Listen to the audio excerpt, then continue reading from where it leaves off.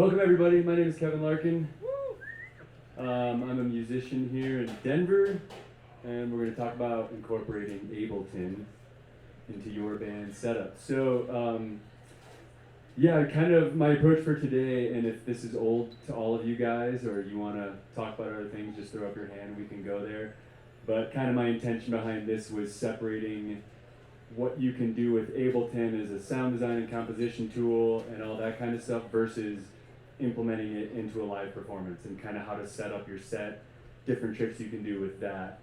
So yeah, I think let's just jump right into it. I kind of have a really basic template set up here with 3 slots for audio clips. Is everyone familiar with Session View? Yeah, cool.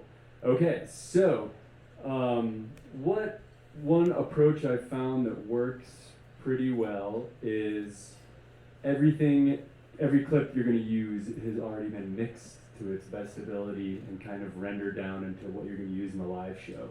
So I grabbed a couple stems from some Chimney choir sessions, and I'll just show you kind of how I set up one song.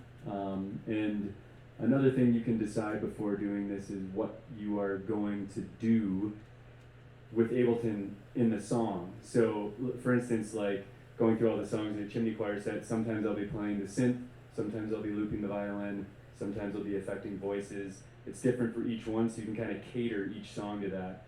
And I've seen a lot of performers put all of their songs into different sets, which is great to start off, but I think in the end you really want to consolidate into one. And kind of the one of the reasons for doing this workshop is to kind of show you ways so you're not at rehearsal, like just on the computer, like, hold on just a second, you know, and doing that, because that happens to me all the time. And it's really good to avoid by making your sets very simple, efficient, and concise. So the first thing I'm going to drag in is one of the things I like using. I'll introduce you to the gear first. I'm using an MPK 249 and a Kai, and I use the keyboard for synth parts, and I use the pad for different samples, usually like time-based samples, stuff like that. So the very first thing I do is I'll create a song, and I have a lot of stuff on the master channel, but basically I have a very light compressor and a limiter. You always want to do that on your master channel so as to not blow everybody away accidentally. And then I'll enter the song information with the tempo and the time signature. This one's called The Architect. So this song was recorded to a grid at 140 BPM, and so all of the samples and stems that I got from our recording session are also in the same tempo. So let's go ahead and hit that. Now you can see our tempo changed to 140 BPM. So each song you're going to end up doing that with. You'll set your new tempo and your time signature. And so I'll just drag a couple of these samples in there, and what I'm going to do is on this song I use the pad. So I'm going to create a drum rack and just drag it right in here. And in this drum rack I'm going to put some of the samples I'm going to perform in the song. And there's a lot of them for this one. Let's see.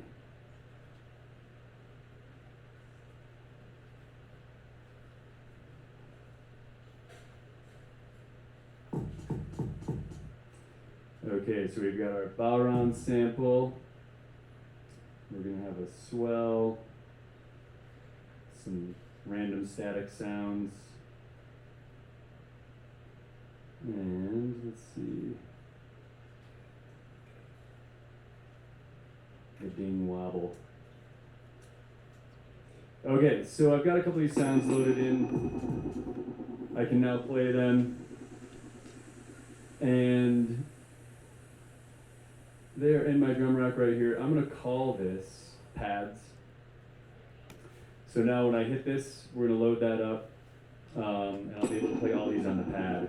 Now I'm going to set my MIDI channel, and those of you familiar with MIDI routing, you want to just be able to, I don't want my keyboard to play it, I want just the pad. So you can do that generally through your settings in the MPK about deciding which MIDI channel you're going out of. So I'm going to do port B, I think. Nope, port A. And then I'm going to select only channel 10. That's what I'm sending from my pad for. So now my keyboard, which is sending on channel 3, will not send to that pad. The next thing I'm going to grab is a drum loop. And this is actually the loop that our drummer plays for the song. And let's see here. So he's got a SPDX, and he triggers this sample during the song. And what I want to do in addition to that is trigger one of my own time-based samples.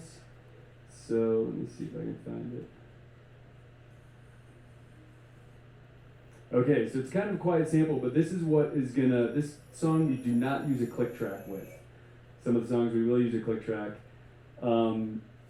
The drummer triggers that sample in the middle of the song, so we have to be playing a certain tempo before he hits that sample. And so kind of the trick with tempo with this one, in order to get these time-based samples in there, is to play an initial song that's not a click that everyone can hear and they get the tempo with, and the keyboard player will start that. When we reach the middle of the song, we're generally pretty close. It's kind of a fast break, so when he hits the drum sample, it comes in. So I'm going to drag that into, and all I did here was just cut the sample down. This is the stem from the whole song. I'm going to drag that across into session view and put it in my pad. So now it's my job to start the song, and I'll trigger this sample.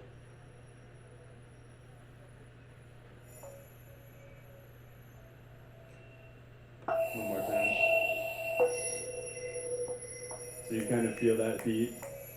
So now when the keyboard player starts playing his part, we'll all be synced up to that tempo. When this drum loop comes in a little bit later, it's right at that tempo. So I found with trying to do different time-based samples like that, it really helps where you don't need to send the drummer a click track. So the next really cool thing I think that Ableton lends itself to in a live setting is effects on different instruments. Generally speaking, with like a traditional band setup, you want the sound engineer to have what they're used to. You know, like a mic on the kick, a mic on the snare, mic on the guitar, you know, DIs, so if like a violin or something like have a DI. So there's a handy thing that I've found works really well for this to do vocal effects, and it's a mic splitter. It costs about $7. And the idea behind this is you can mix yourself if you want to. You can mix ever you want into a digital mixer and then send that to the board, right? The disadvantage of that is something goes wrong in the show. You have no idea where a bad cable is coming from. You have to stop the show. So there's a lot more responsibility on you and your system to do that. So what I found as kind of doing the live production thing within a band without our own dedicated sound guy is to give the sound engineer what they're used to getting, and then kind of adding to that. So with the idea behind the vocal splitting channel is you take the same signal that the sound engineer is getting, so they will be able to process whatever they normally process with the voice, and then you'll be able to take the signal. Now you don't want to send that signal to them at all in the dry format, right? You don't want them to get the same signal through Ableton. So what you end up doing is creating a return track that's only the wet signal. So it's only the reverb, it's only the delay. And you can end up getting into some really cool stuff with just those simple effects. And I think that's the coolest thing. You could get a $40 interface and a mic splitter, and then you all of a sudden can automate vocal effects for your entire show, which is kind of cool. So I'll just kind of show you some of the tricks I've done with it. This is our input into Ableton, and with the monitor function, when you hit the in button, it's just going to get whatever the channel you set is going to take in. So right now my vocal mic is going into this interface. I didn't have to use the mic splitter this time. In a show I would do this same setup, but just send a line to the sound engineer. Let's throw some effects on there, and I'll kind of show you my approach to the vocal effects chain. So think of this whole setup as a bunch of return tracks. So I'm going to drop a reverb, and I'm going to do the same trick I did with grouping chains. So I just hit Control-G or group, and now we have this chain right here is our reverb chain. We'll call this our vocal effects. Okay, so what you want to do is any effects you send, you want to make sure that only the wet signal is coming through. So we have, I'm going to set our reverb to all the way 100% wet. And now, as you can see, the input is down, or the volume is down on the track, but when I raise it, I'll all of a sudden have a lot of reverb on my voice. So let's turn it down a little bit. That was kind of just to show you. Hello. So let's put a few more effects on there. We'll do a delay. Okay, so with our delay, same concept. Actually, I'm going to make like a little slapback for this. Hello. All right. Okay. So, this is now, we'll call it slapback. So say I want, in a song, and we'll use the same song, I'll do the motion song. So say we want to have our verse where we have a very upfront vocal with a tight slap back, and then when the chorus comes around, I want my voice to just explode with reverb. So you can do the same thing we did with clip automation, and let's see, I'm just going to solo this. What I'm going to do is record, this is an audio track, not a MIDI track. You can still do clip automations with audio tracks. So I'm going to call this slap back, and what I'm going to do is go in there, I just recorded a little bit of audio, you'll hear it. What I'm going to do is record, this is an audio track, not a MIDI track. Okay, so I'm going to turn the gain on that all the way down. And so now there's no gain on this track, but it's still a track. I don't want it to loop. I do want it to warp so I can access the envelope functions. When you disengage warp, you can't access these functions.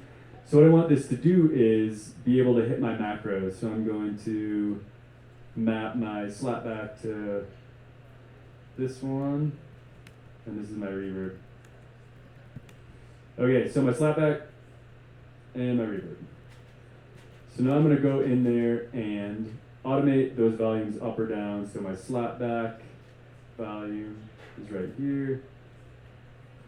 And then on my reverb, I want the slapback down and the reverb up. Okay, and the coolest thing I think you do with this is it's just on tempo-based songs. You can really get cool delay patterns going with the rhythms of the songs. So let's bring in that arpeggiator again.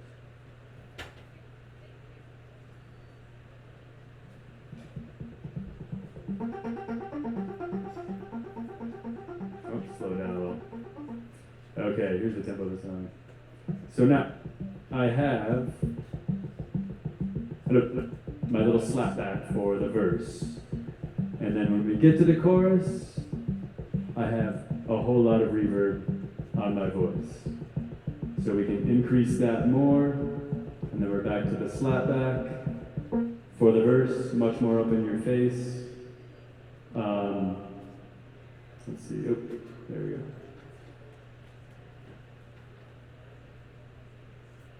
Let's see, I have to set my reverb all the way down. Okay, so both times you do it, you have to set your reverb up and your slapback down, or your slapback up. So I'll try it one more time with the song in there.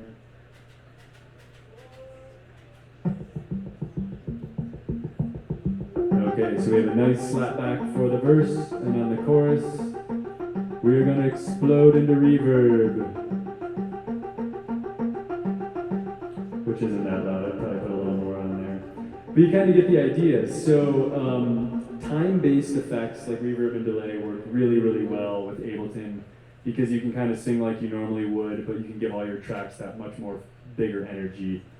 The last one I'll show you, which I was just actually experimenting with last night for this workshop, is vocoding, which is a really fun effect. Like you can kind of do the Bon Iver or Billie Eilish thing live without having to get, $2,000 piece of hardware. So for the vocoder, I have this one, vocoder. So I'm going to create a synth that is dedicated to the vocoder. And let's see, we'll use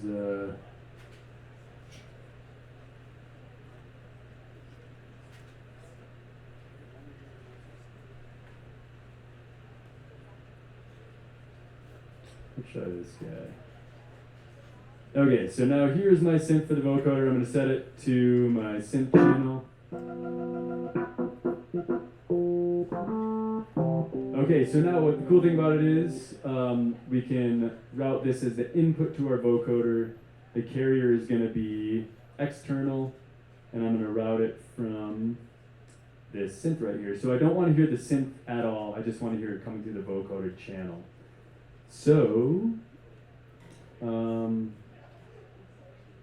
let's turn up our vocal effects. I'm going to turn down the reverb so you can kind of hear it. So every time I talk and play notes, I have a cool effect on my voice. And this is kind of fun. I actually haven't ever done this live, but it's a really fun way to do it.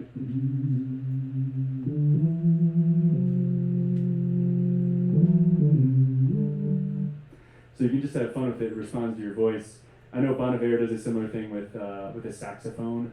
They actually run it through this whole cycle through Ableton, and he'll vocode the saxophone. So another fun one, and again, you can turn that on. You could do a whole song where you're just vocoding your voice, and on your next song, you can just hit that one preset, and everything will go away, and now you have the verb on your voice. So pretty fun things to do, and then as you can see, we've got 3 different chains or effects that the voice is capable of doing right now. You can also combine these. You can vocode, then put the reverb on it after. But pretty fun stuff.